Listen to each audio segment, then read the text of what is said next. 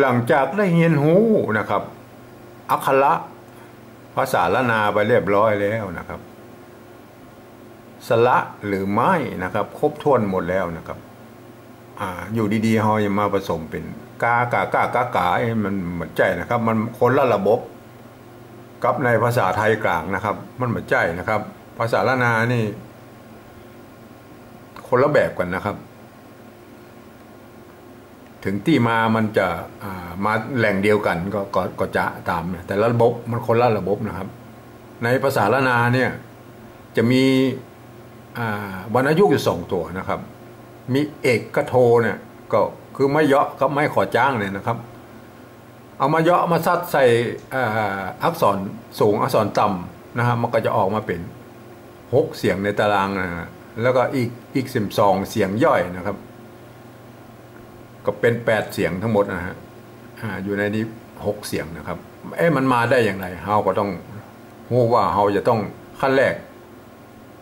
เฮาจะเอามาเยาะมาซัดกับ2วรรณยุกต์เนี่ยเฮาต้องแบ่งอักษรเป็น2พวกนะครับคืออักษรสูงนะครับและอักษรต่ำนะอักษรสูงจะอยู่ทางซ้ายมือเนี่ยนะครับอักษรต่ำอยู่ทางขวามืออักษรสูงนี่เสียงจัตวานะครับอักษรต่ำเสียงตรีนะครับเพราะนั้นเขาจะแบ่งเป็น2ฝั่งว่าเขาจะใจตัวใดนะครับ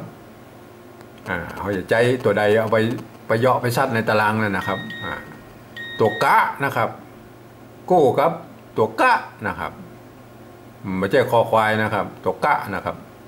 ตัวคะนะครับกู้กับตัวคะนะครับตัวจะกู้กับตัวจะนะครับตัวชะกู้กับตัวชะนะครับตัวละตะ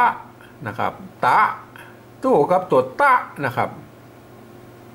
ตัวละทะนะครับกู้กับตัวละทะนะครับตัวทะ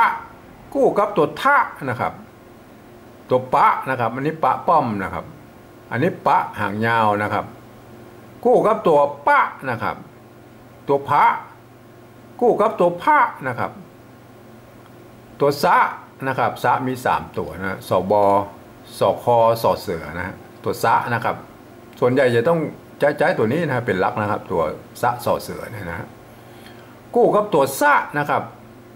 ตัวหะนะครับกู้กับตัวหะละนะครับสำหรับตัวงะนะมะยะญะละวะเนี่ยตัวนี้มันมีกู้นะมันมีเสียงจัตวานะครับมันมีเสียงจัตวาเพราะฉะนั้นเราจะต้องแปลเปลี่ยนให้มันเป็นมาเป็นเสียงสูงก็โดยเอาตัวหะเนี่ยครับนำนะฮะคือเอามาผสมกันนะก็เอามานำตัวงะเนี่ยก็เป็นตัวงะเห็นไหมครับมานำตัวนะก็เป็นตัวนะนะครับมานำตัวมะก็เป็นตัวมะนะครับมานำตัวเนี้ยก็เป็นตัวเนี้ยนะครับมานำตัวละก็เป็นตัวละนะครับมานำตัววะก็เป็นตัววะนะครับนะครับเอาไปดูในตารางครับไปดูละหังเขาหูกู้แล้วนะครับเขาจะไปผ่านเสียงเขาต้องมาดูในกู้นี่ก่อนว่าเขาจะใช้เสียงใดนะเอาตัวเอากู้ตัวกะครับตัวกะก็ตัวกะก่อนนะครับนะครับมาดูนะเสียงสามัญเห็นไหมฮะในตารางมันจะมันเอกโทในภาษาล้านนานั่นจะมีเสียงเพิ่มขึ้นมาคำหนึ่งนอกจากภาษาไทยนะครับก็คือโทพิเศษเนี่ยนะหรือโทล้านนาที่บางคนเปิดก็จะว่าโทเพี้ยนบางคนก็ว่าโทเมืองมันก็อันเดียวกันนั่นนะคือโทพิเศษนี่แหละครับเสียงตรีจัตวานะครับในภาษาไทยก่อนนะครับกากานะครับตัวนี้มีนะครับในภาษาไทยนี่ตัวนี้จะบ่มีนะฮะบ่มีเสียงโทพิเศษนี่นะบ่มีเสียงโทพิเศษสำหรับอักษรเสียงยาวเนี่ยนะฮะแต่ถ้าเป็นเสียงสั้นเนี่ยก็โอเคมันก็จะ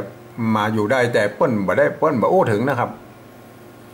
แต่ในภาษาล้านนาเนี่ยมันไม่ใช่อย่างนั้นนะครับมันไม่ใช่กาเองนะครับ ในภาษาละนาคือกากากากากากานะมันมี6เสียงนะครับในภาษาละนามันจะมี6เสียงนะครับเพราะนั้นเขาจะใช้ตัวใดมาผสมเพื่อมันเป็นเสียงนี้แหละครับอย่างเสียงสามัญเอาก่อนเสียงสามัญกาเนี่ยเขารู้เลยว่ากาเขาจะต้องเอาตัวกะนะครับอักษรต่ำอักษรต่ำเสียงสูงอักษรต่ำมันเสียงตีนะฮะกานะครับมันก็จะต้องใจตัวกะสระอาไม่กาวงนะครับนี่ก็กานะครับถ้าเสียงเอกเขาก็ต้องมาใจตัวกะนะครับนะฮะตัวกะไม่เอกเสียงเอกเนี่ยก็คือกานะครับกานะครับก้าศิลก้าจ้างก้าอย่างเนี่ยฮะถ้าเขียนเป็นภาษาไทยมันก็เป็นก้าอีนะครับเขาก็ต้องใจตกกะนะครับมาใส่ไม่เยาะเข้าไปก็คือไม่เอกนะมันก็อ่านว่าก้านะแต่เขาเขียนปริวัติมันแค่ได้แค่ว่าค่านะครับมันก็อันนี้ตัวควายนี่ยืมบนมาไม่ได้มันต้องเป็นตัวก้านะครับมันต้องอ่านว่าก้านะครับมันต้องเป็นตัวกอไก่ตัวกะนะครับไม่ใช่ว่าอ่านค่านะครับค่านี่คือเป็นตัวที่เขียนประดับไว้ได้ว่าเขียนอย่างนี้นะแต่ต้องอ่านว่าก้านะอ่านทั้งรูปนี้นะครับอ่านทั้งรูปนี้อ่านว่าก้านะครับถ้าก้าล่ะครับก้าแข็งก้าวิ่งก้า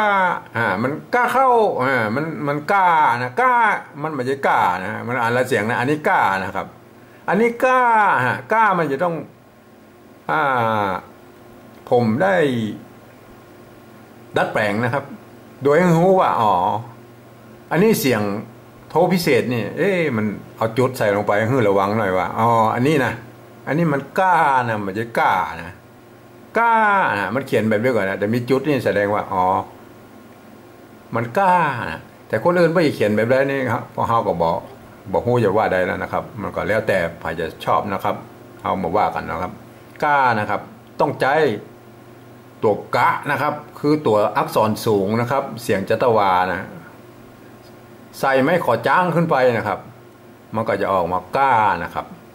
ทีนี้เรามาใจเสียงตีเรามาใจตัวกะนะครับเรามาใส่ไม้ขอจ้างเนี่ยมันก็จะเป็นกานะครับไม่ใช่ค้านะครับค้านี่คือเป็นเสียงไทยนะครับแต่เวลาเราอ่านภาษาเมืองมันจะต้องออกว่ากานะครับกานะเขียนว่ากานะครับตัวคอควายนี่ยืมเปิ้นมาได้ว่ามันเป็นตัวกะนะครับต้องอ่านว่ากานะครับต้องอ่านว่ากานะครับกาขายนะครับกาขายกาเสียงจัตวาบ่ต้องใส่แล้วครับมันมีไม้จัตวาตัวกะนะครับมันมีเสียงจัตวาอยู่ในตัวนะใส่ไม่กาเข้าไปมันก็กาแล้วครับเป็นกาแล้วครับกานะแต่เขียนปริวัติอิ่มแล้วมันก็ต้องเขียนว่าแค่นี้นะครับมันมีแต่ใดก็เขียนแต่ภาษาอ่านกระมู้มันจะต้องเอาว่ากานะครับเขาก็จะใส่เขียนไว้ว่านี่คือคนทั่วไปเพื่อนได้อ่านได้กานะครับนะครับต่อไปมันก็จะเป็นหลังจากเขาหู้ระบบพันเสียงแล้วนะฮะต่อไปเขาจะไปเรียนตัวสะกดนะครับหลังจากเขาได้ตัวสะกดเขาก็จะได้ผสมนะฮะวิธีผสมคำออกมาแล้วนะครับ